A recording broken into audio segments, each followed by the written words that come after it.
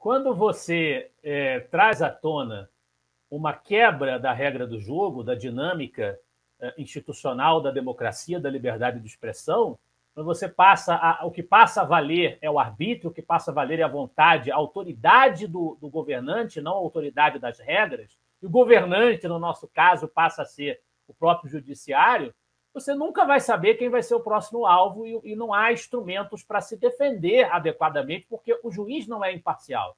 Então, é uma tolice você apoiar essa quebra das regras, seja quem você for e qual for a posição que você ocupa na sociedade.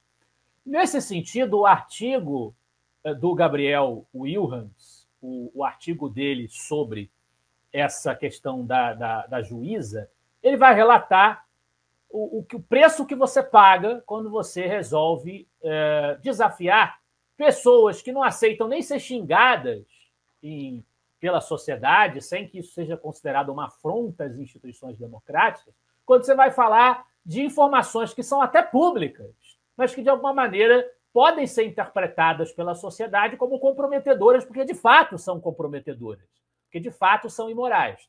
É o caso desse relato que ele nos traz no artigo dele sobre um acontecimento no Rio Grande do Sul, em que uma juíza condenou a jornalista Rosiane de Oliveira e o jornal onde ela trabalhava, o jornal Zero Hora, a pagarem uma indenização de nada menos de R$600 mil a uma desembargadora, a desembargadora Iris Helena Medeiros Nogueira, porque o jornal e a jornalista decidiram veicular uma matéria sobre remunerações acima do teto constitucional que foram recebidas por magistrados no mês de abril de 2023, mês em que uma dessas figuras, que eles dão lá a informação, porque, repito, a informação é pública, o jornal divulgou a informação, uma dessas pessoas, dessas magistradas, é a Iris, que recebeu exatamente R$ 662.389,16. O valor, repito, é público, qualquer cidadão pode ter acesso a esses números, de quantos magistrados recebem, mas, ainda assim, a ex-presidente do Tribunal de Justiça do Rio Grande do Sul, que tomou essa decisão, achou por bem, né, processar o jornal e a jornalista com o argumento de que a divulgação do seu salário poderia, bota aspas aqui, né, como o próprio Gabriel coloca no artigo, poderia despertar no leitor dúvidas acerca da sua honestidade. Quer dizer, você informar sobre os proventos de um alto funcionário público, que é o que ela é. Uma informação que é pública, que é do interesse público, que a sociedade que paga os impostos, que destinam a essas pessoas as suas remunerações, tem absolutamente o direito de saber.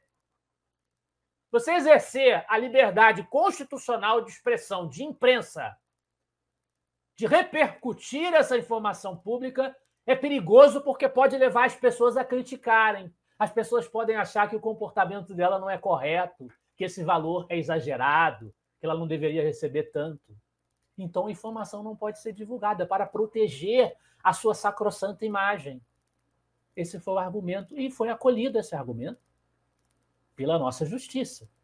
E isso, o que é interessante destacar, que a juíza que condenou a Zero Hora e condenou a jornalista Rosiane de Oliveira, aliás, parabéns à jornalista Rosiane de Oliveira por exercer o seu papel como jornalista, que é só isso que ela fez.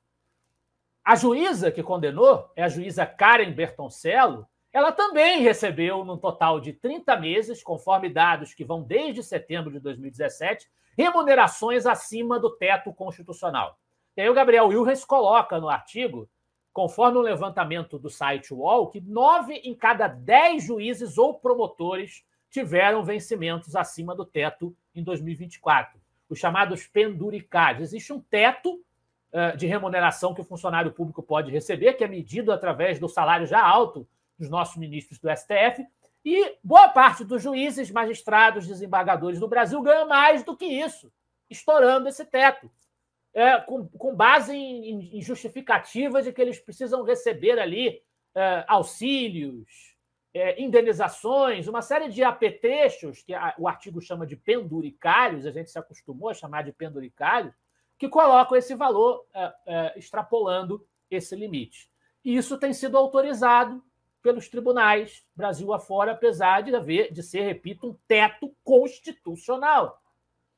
O que mostra que a mania dos juízes de menosprezar o rigor do texto da Constituição, de maneira alguma é hoje exclusividade da cúpula, exclusividade do Supremo Tribunal Federal ou do Tribunal Superior Eleitoral. De maneira nenhuma. A doença, ela gera metástase, ela se espalha. E na raiz disto tudo está o problema do patrimonialismo. O Gabriel também faz esse comentário. Assim como o comportamento do STF não é um comportamento hoje, o comportamento censor do STF não é um comportamento movido especificamente e principalmente por um fator motriz ideológico, por eles serem de esquerda, pelo Moraes ser de esquerda, também no corpo, de maneira geral, do judiciário, quando esse tipo de comportamento aparece, na nossa classe política, de maneira geral, a causa é o patrimonialismo, é o interesse próprio sendo confundido com a máquina pública, que tem uma origem sociológica e histórica muito antiga no nosso passado brasileiro e português. Desde a formação do Estado português, a gente tem solidificado uma cultura de política patrimonialista. O Estado se projetou em Portugal como patrimônio do rei, do príncipe, né, do monarca, e isso se enraizou na nossa trajetória de formação como cultura, como sociedade, deitou raiz aqui no Brasil também. Então, as nossas autoridades acham que a coisa pública é delas. Até a informação sobre quanto eles ganham pertence a eles, apesar de eles serem pagos por nós e de eles estarem lá para servir a nós, a sociedade brasileira, o pagador de impostos, o contribuinte, incessantemente extorquido com valores pornográficos de impostos, que, segundo o governo Lula, não tem como evitar. Aumento de imposto é a nossa única alternativa, é o único caminho que a gente tem para poder resolver o problema fiscal. A gente não tem de onde cortar. Aí, quando a sociedade faz críticas e aponta o dedo para esse tipo de ganho extraconstitucional acima do teto, que poderia perfeitamente ser cortado, isso já nos daria uma economia significativa, aí as pessoas têm que ser caladas, elas não podem falar sobre isso. Aí não tem alternativa, por quê? Porque eu não quero que você fale da alternativa. Não me interessa falar da alternativa, porque vai incomodar os meus amigos, os meus aliados, a minha coalizão. E, ainda dentro desse assunto, a gente pode ver que um projeto de lei que foi concedido justamente para enfrentar essa questão dos supersalários no Congresso, enfrentar essa questão do impacto deles nas contas públicas, esse projeto de lei ele saiu da Câmara dos Deputados, foi para o Senado, foi aprovado na Câmara dos Deputados. Aí vejam por que eu estou enfatizando, apesar de a esquerda ser um grande problema, isso é um grande problema mesmo, por que eu estou enfatizando que não é um problema de esquerda, não é só a esquerda que é o nosso problema, é o patrimonialismo. Porque, evidentemente, esse projeto de lei não foi aprovado na Câmara dos Deputados só com o voto do PT. Ele não foi aprovado só com o voto da esquerda propriamente dita. Senão não teria como passar. A gente tem a conivência de outras forças, notadamente aquelas do Centrão. E, às vezes, centristas do Centrão que posam de direita, muitas vezes também, acabam favorecendo esse tipo de votação. Passou o projeto de lei que, apesar de ele ter sido criado com essa pretensão, passou na Câmara, ainda vai ser votado no Senado. Ter sido criado com essa pretensão de equacionar o problema dos supersalários, ele regulariza nada menos que 7,1 bilhões de reais em penduricalhos, consistindo em 32 tipos diferentes de verbas indenizatórias. É o nome técnico que usam para essas verbas fugirem do teto constitucional e também fugirem da tributação. Os beneficiados são principalmente juízes e desembargadores, evidentemente, que vão se beneficiar da manutenção dessa estrutura, agora devidamente regularizada pelo nosso legislativo, numa postura, o que é patrimonialista. Você não quer perder o apoio dessas forças que têm um lobby muito organizado.